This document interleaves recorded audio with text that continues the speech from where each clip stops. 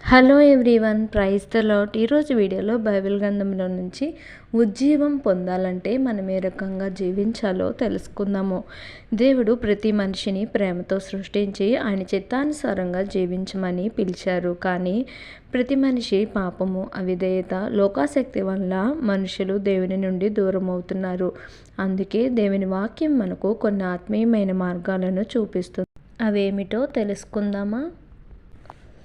ఉజ్జీవం మనం పొందాలంటే ప్రభు పట్ల ప్రేమ కలిగి ఉండాలి, సమర్పణ జీవితం కలిగి ఉండాలి, తగ్గింపు జీవితం కలిగి జీవించాలి, పరిశుద్ధత కలిగి ఉండాలి, పట్టుదలతో కూడిన ప్రార్థన జీవితం ఉండాలి, ఆత్మల పట్ల భారం కలిగిన ప్రార్థన జీవితం కలిగి ఉండాలి, మాట నిలుపుకోవాలి, దేవుని చిత్తము జరిగించాలనే ఆశ కలిగి ఉండాలి, పరిశుద్ధాత్మతో నింపబడి ఉండాలి, దేవుడే మహిమ పొందాలనే హృదయవాంఛ ఉండాలి, క్రీస్తు సారూప్యంలోనికి మార్చబడాలనే ఆశ కలిగి జీవించాలి, ప్రభు కొరకు త్యాగం కలిగిన జీవితం మనము కలిగి ఉండాలి.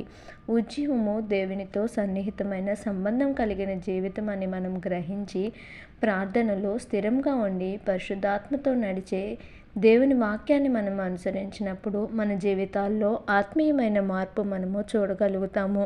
క్రీస్తు ప్రేమలో నిలిచిన వారికి దేవుడు కొత్త బలాన్ని, ఆనందాన్ని అనుగ్రహిస్తారు.